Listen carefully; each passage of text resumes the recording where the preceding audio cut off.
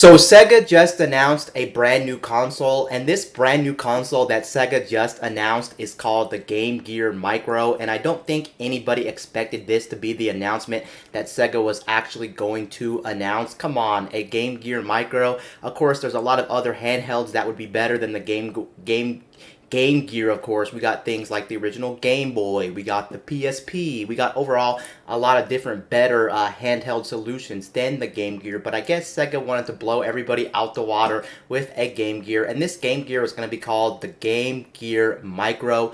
From Sega, of course, and there is some things about this system that are kind of interesting. If you look at the listing or the announcement for the Game Gear Micro from Sega, you will notice that this thing is only Japanese only, so it is going to be exclusive to Japan at the very moment. They haven't said if they're going to be going to any other regions. Of course, the Game Gear was made in multiple different regions. It just wasn't made in Japan, so I can see this potentially coming to America and things like that without a doubt. Now, I have a whole bunch of feelings about this system in particular. I think, as of right now, to be honest, I think this is one of the first handheld plug-and-play type systems with games built on it. I don't think, of course, Nintendo did one with like the Game Boy.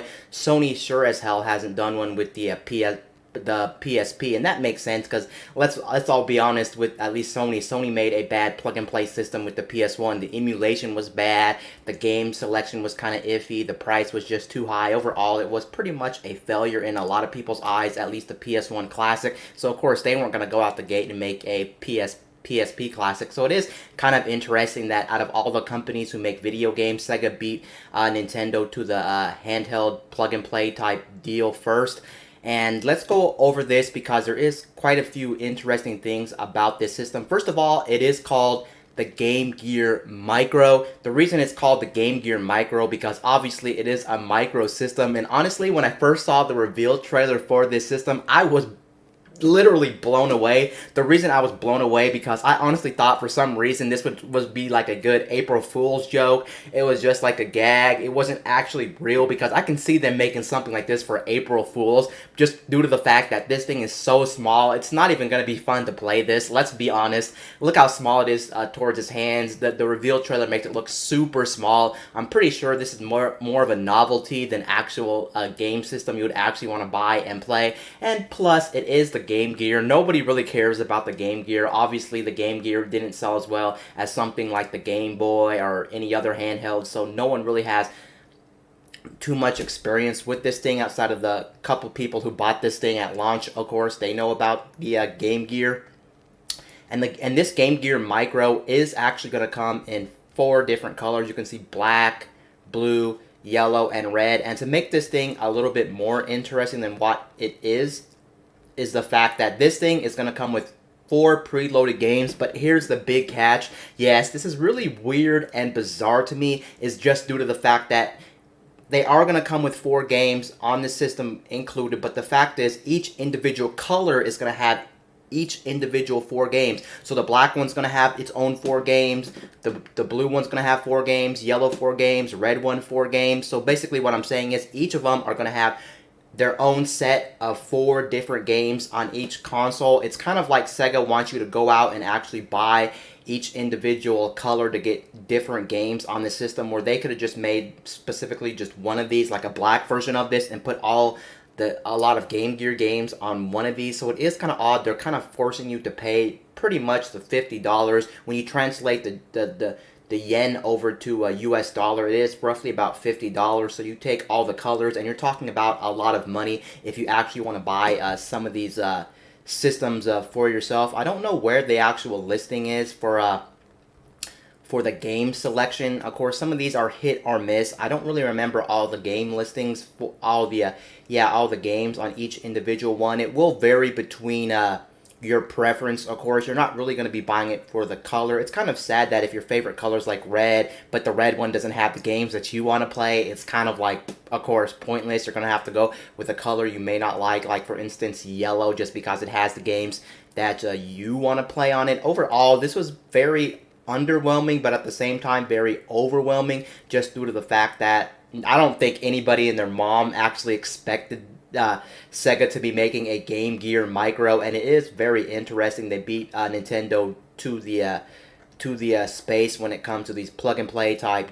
game systems that have a whole bunch of games preloaded. Overall, this is just very interesting. Again, I really do think that this console alone is going to be much more geared towards people who want to collect this type of thing and rather than play this thing, just because it's way too tiny. At least the good news with this thing is it's way more portable than something like the Nintendo Switch, of course, which you guys know in a lot of situations, the Nintendo Switch is just not fun to carry around because you have to bring a bag with you. You can fit the Switch in your pocket, but then you have to remove the Joy-Cons. Overall, it's just not that portable as something like a PSP or an original Game Boy, so it has that going for it. I really want to see also how small this thing is when this thing actually launches on the market, just due to the fact that we really can't tell when it comes to marketing, when it comes to videos, because a lot of times when it comes to colors of like different items or specifically size of different things, a lot of things can be different when they actually film it. So we'll really have to wait and see how this thing is actually gonna look like when we actually get this thing on the market. And it looks like this thing is coming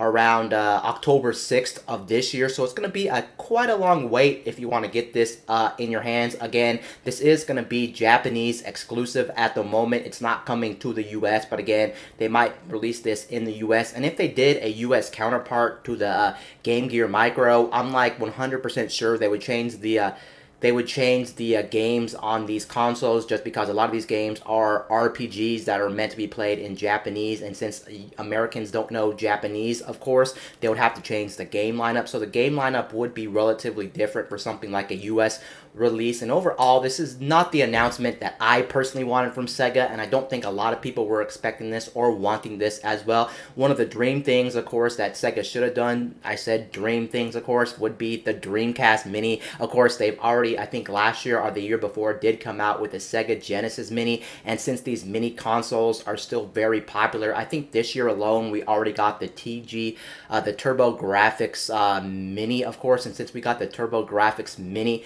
it would have been cool to get something like the Dreamcast, because everybody and their mom would have been super excited about that, even me included. I actually remember growing up as a kid actually playing the Dreamcast for the first time, and I have so many memories with the Dreamcast. I loved a lot of the games on there, some of the Sonic games. I also loved Crazy Taxi. I just loved some of those games, and overall it was a very fun system for me, so I'm pretty sure most people would probably take a Dreamcast Mini over something like the Game Gear Mini. But there's probably that one super hard Sega fan that said, oh, I grew up with the Game Gear and now I can relive my childhood, and not, on top of that, I'll get better battery life, because let's face it, the Game Gear was always one of those handheld consoles that just ate batteries like no other. It was ridiculous how much batteries this thing actually sucked up. But the cool thing about the Game Gear, it was actually revolutionary for the time this thing actually came out, just due to the fact that it was a backlit colored screen, I do believe, when this thing came out. Unlike the Game Boy, the original Game Boy was only black and white,